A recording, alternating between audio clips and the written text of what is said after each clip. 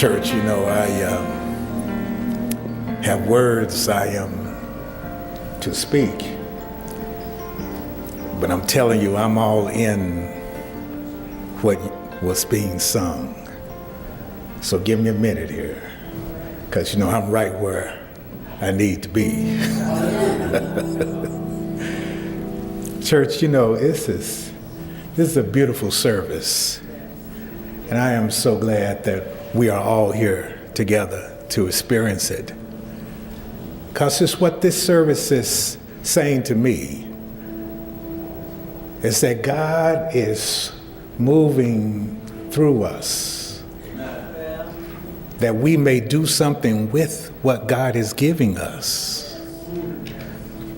The old folks used to say, church is a filling station. You know, so we need to get filled up with this. And I'm saying need to, because we got a world that we're living in that doesn't seem to be consistent with the laws of divinity. The laws that say love one another. Love your neighbor as yourself. We don't seem to be following those laws, so I'm glad that we're here today to get armored up and go back out and deal with what we got to deal with. So this morning, church, is, of course, New Year's Eve, and New Year's Eve has tradition.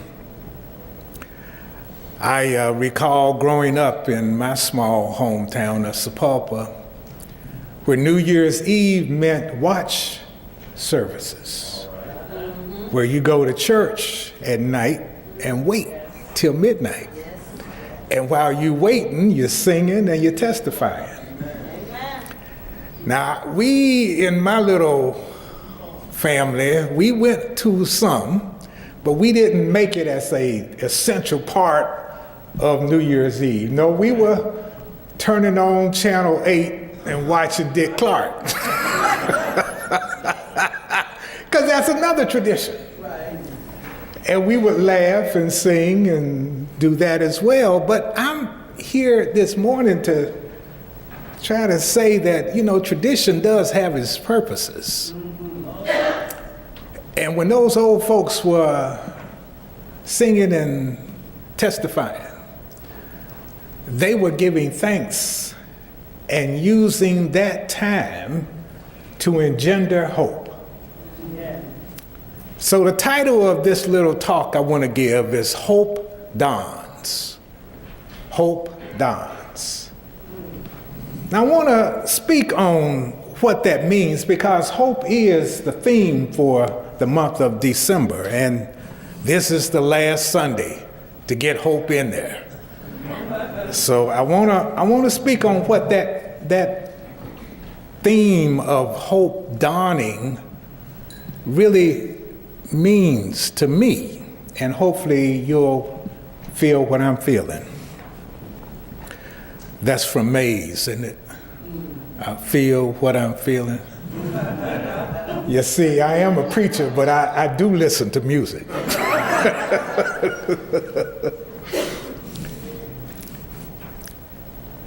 When one is hopeful, one has an image of what one wants, and we're hoping meaning wanting to get there, wanting to be where that image is calling us.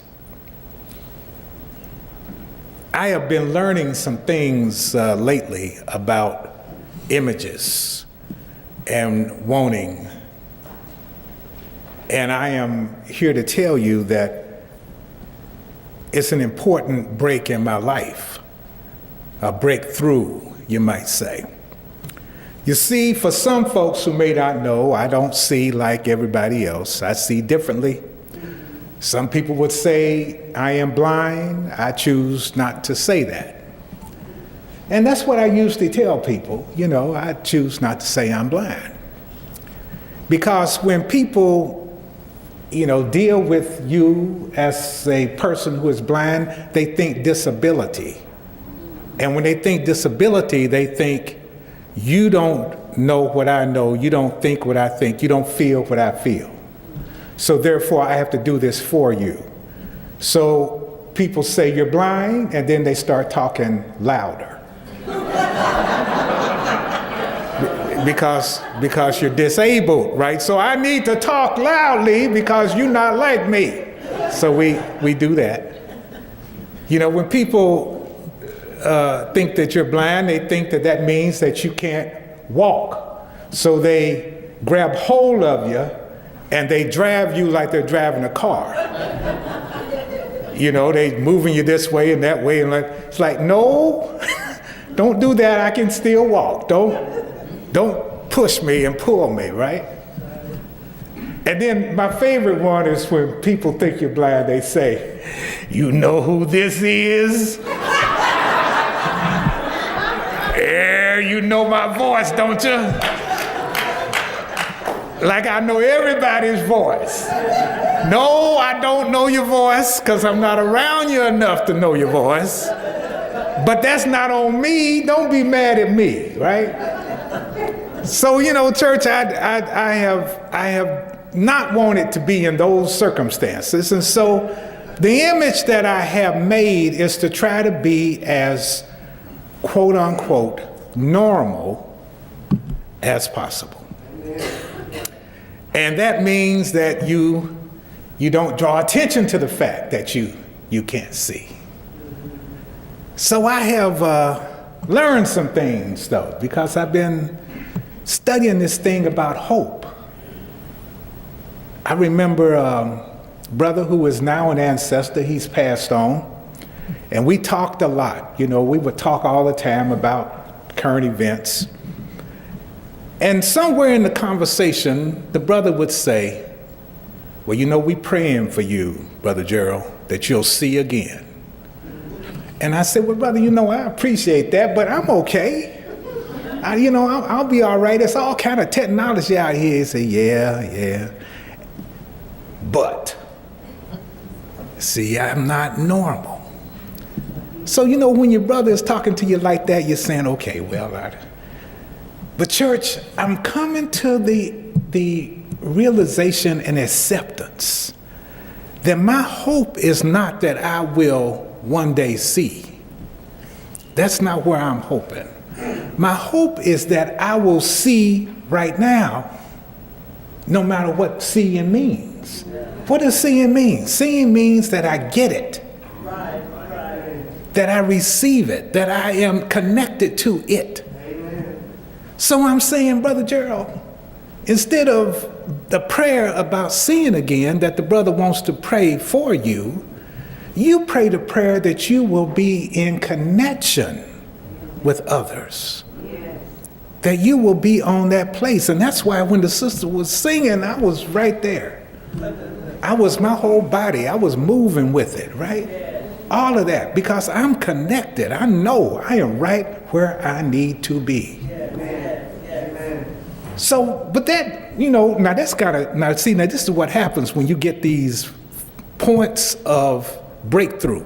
Right. It affects everybody. It affects everybody. Everybody then becomes part of your breakthrough. They're not used to the old Gerald. Now this Gerald is breaking out here. What? Uh-oh, what does that mean? You know, well, what that means is not that I'm being an aggressive, this is who I am, kind of beating the chest kind of thing, but it's ecstatic, it's ecstasy. Because hopeful says, I get it, and that's what I want. So I started working with this thing on hope, because somebody said that I heard on the radio, it said that we don't choose where in history we want to live. We don't get to choose where in history we want to live. So we talk about our ancestors who went through tough times before there was a civil rights movement, before there was women's equality, before there was the right to vote, before all of these things, people were still living and they had hope. They had hope every day. They knew that no matter what's going to happen, I need to still live fully. So here it is, church, when I started understanding that where in history am I right now, that I have this opportunity, I began to say, well, look, brother, you do have all kinds of technology at your disposal. I have an app, church. Let me tell you about this app. This app is called Seeing AI. AI like artificial intelligence. And I got this app, and this app says to me, if I take a picture, like if I took it right now on my phone and I took a picture right now, the app would say, it looks like a church service. It would. I took a picture of the Christmas tree. That looks like a tree in the living room, decorated very nicely. I'm telling you, I'm not lying, I'm in the church house. This app tells me what is out here, and I can make it so that it recognizes people. You know, I keep taking a picture of you, and then it'll tell me, Pastor David is sitting there. You know, it's like, and I said, how do they do this stuff? But it's not, I push it a little bit further. It's the same app. That's on the scene. I push it and it goes to product.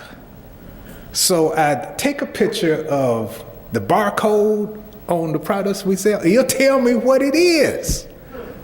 Give me all the information about the stuff. I said, ooh. I started going in the kitchen, just getting stuff. This is black pepper.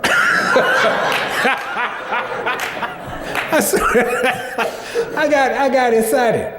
I said, okay, now, and then money. You heard those stories about blind people who can tell $1 from a $10 bill, $5. Well, I talked to some blind people who told me that ain't true, Reverend. Nobody can do that. That's not it. Those people have learned how to fold corners, or they know what's in their little till right there, and they know how to make change like that. But they can't just tell, right? It's not like that. But this little thing, I can point it at whatever, $10, $20, $1, mostly. You got a lot of $1, Reverend. So it tells me all that. This little app. And documents, it can take a picture of a document. It'll say, hold still. I'll hold still, he'll take the picture. And I'm saying now, this is just one little app. There's so much out here, church, that I have no excuse for not being connected. So I'm saying now, if I'm feeling this way, what about folks who have other kinds of disabilities, right? And some of these disabilities may not be noticeable. Sometimes people don't feel good, and that don't feel good means that they do something to make them feel better, which is to drink or to smoke or to snort, whatever. But, the point is they don't feel good. And the don't feel good part makes them go do these other things that goes into another place where they don't want to be. Now, if they had a little app that would tell them, you don't feel good, this is what you do that's healthy. But they don't have a little app. What they have, understandably, what they don't have are people who they are connected with. So the connection to say, you're not feeling well, rather than take the pill, rather than take the drink, rather than take the hit, Let's talk about what it is that you don't feel good about. And sometimes that's dangerous because the person says, I got to reveal. I got to tell you where it hurts. But you know what? That's where hope comes in. See, hope is always with us. Yes, hope dawns. Hope dawns just like the sun. We're always going to have hope. Why is that? Why is there always hope? Hope is the signal caller. The one saying something is coming behind me. Something is getting ready to come that's going to bloom. See, hope is like John the Baptist. Let me preach a little bit. And John the Baptist came and people got all excited about John the Baptist. John said, no, I'm not the one. There's someone greater than I. I can't even hold his shoes. He's coming. Right? So what I'm saying to you is hope is like that. Hope is like the rainbow, church. The rainbow, you see the rainbow and you say, oh, that's a beautiful thing. Yes, it is. But that's not all of it. It's what's at the end of the rainbow. Now, the way you say, they say, where's the pot of gold at the rainbow? But that's not what is at the end of the rainbow. Hope tells us that what is most important is not that you have hope, that you know what hope is about. Hope is about love, church. Love. That's what's at the end of the rainbow. That's what comes after the sun. That's when you scrape off. That's what the bottom line is. It's love. When you unpack hope, you get to what it really is about. Love. Because we were put here on this earth because a divine spirit loves us. A divine spirit said, I want this child to be right here in this place right now. And I'm going to be there with that child. You see, the divine spirit that we all know that is real and true and loves us is love. That is love. That is God. The first verse I learned as a little boy was God is love. That is God. God is love, and love is what hope is talking about. Hope is saying, hold on. Hold on, because love is here. Love never goes anywhere either. Love is always present. Why would God make a world and then say, I don't care about it? That's right.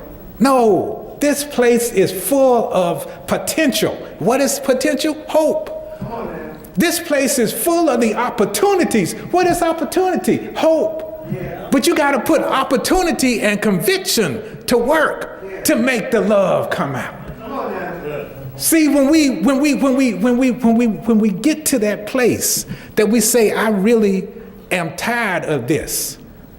It's an old blues song that says, you know, how does it go? Don't give up on love. Because love won't give up on you. All right. Amen. See, that's when you get to that point where you're saying, I'm done, I'm tired, I'm through. Then what you're saying is, I want the connection. That's what you're saying. But you can't just give up. You can't, because love won't let you. Love won't let you. Love says, I won't give up on you. You can't give up because I'm here. So when we live this life that's tough, and I'm not saying it's not, my goodness, you know, you get all kind of stories about people who have struggled and are struggling right now. And they don't have the connection that we talk about. They don't have any of that. But you know, when I read a little deeper into these stories of people who may be homeless, people who may be having mental health crises, when I read these stories and when I look at what's going on with these folks, I see the love. The love is there because they have folks who love them, who take care of them, who check on them, make sure they're okay. Love won't give up on us, church. And our hope is that we continue on opportunity and conviction. We have to have what it is that keeps us going. We have to. We have to, because love says you gotta work at this. Yeah. Unfortunately, people have choices, and people sometimes choose other ways to deal with one another. And in their choice to deal with one another, we can't give up on them. You know, somebody said, somebody said that there was an opportunity where a supporter of our president was in a debate with someone who was not a supporter of our president. And it seems that the issue was the slogan, "Make America Great Again." And the person who was against that slogan said, "I have no problem with "Make America Great." It's the again part. Are you saying that, you know, black folks, what part of that again are you talking about, that history? You know, because for black folks and for women and for LGBT folk and for the babies, you know, for all the people who have been, who are vulnerable and have been victimized in this country, there is not a great again over there. You know, and so consequently, what are you talking about? Well, of course, the person who is in support can't name it. They can't name when America was great without saying when America was in that position of victimizing all these other folks. So, you know, the person who was given that example was trying to say that maybe we can talk to one another when we start breaking stuff down. And so we don't just go with the slogans, but we unpack them and we get there. And that was where her hope was. Because underneath that hope, she understood it's love. We have to have that love between one another. In this area, in this place, in this sanctuary, we have that. It's a safe place. We can be hopeful. We can love here. We can love boundlessly here. We can love beyond belief here. Because what's important is the connection. If we have the connection, then all the rest falls into place. Amen. And that's what this living thing is all about, being connected. So the folks who are disabled can be with those folks who are able, without the folks who are able feeling like they got to show the disabled how to be able, you know? We don't have to do that. We don't have to do that. All we have to do is embrace, church. Embrace. If I can feel that love, I got it. I know where to go. If I can feel the love, church, that's where we are today. We're on the cusp of 2018. We have a decision to make.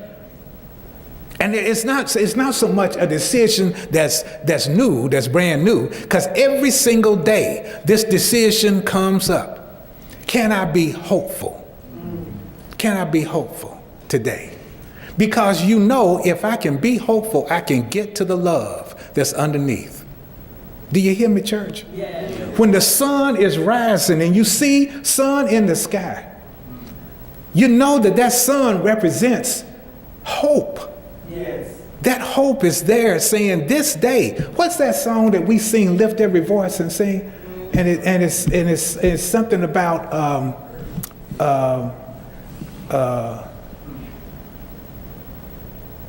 lift every voice, sing till every heaven bring with harmony, live in him.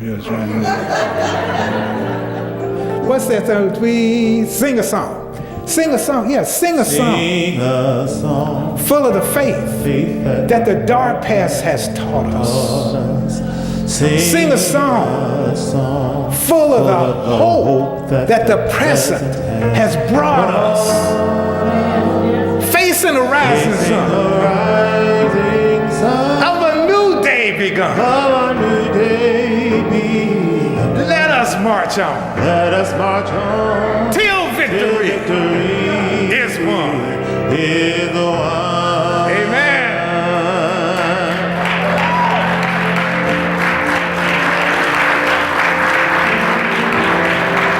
Would you grab your hymnal and turn to hymn number 131, would you?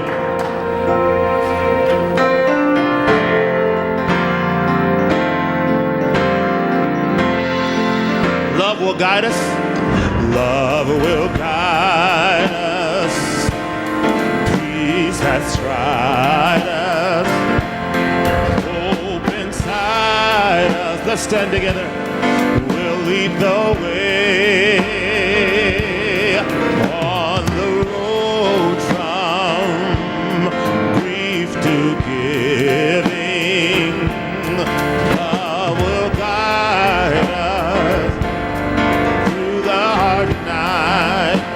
cannot, if you cannot sing like angels, if you cannot speak before thousands, you can give from deep within you. You can change the world. Love what God is, everybody. Love will guide us. Peace has tried us. Hope inside us will lead the way on the road from grief to giving. Love will guide us through the hard night.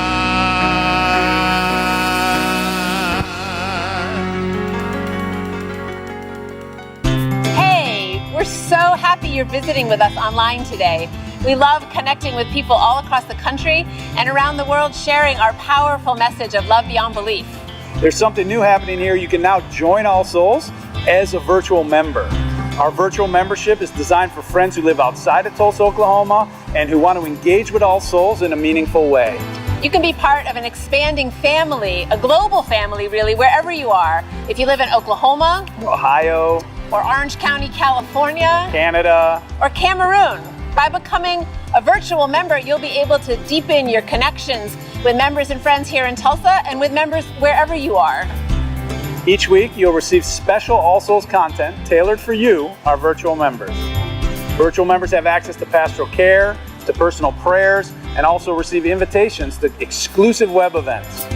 You can learn more, and if you're ready, you can become a virtual member today by visiting allsoulschurch.org/virtual membership.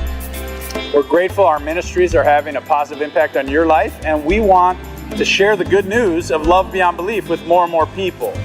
So no matter what, we need your support to keep this ministry growing and thriving, so please consider making a gift today. You can do so by texting LOVEBB for Love Beyond Belief to 73256 or simply visit our website. You are a blessing in our lives. May you be blessed. and be a blessing.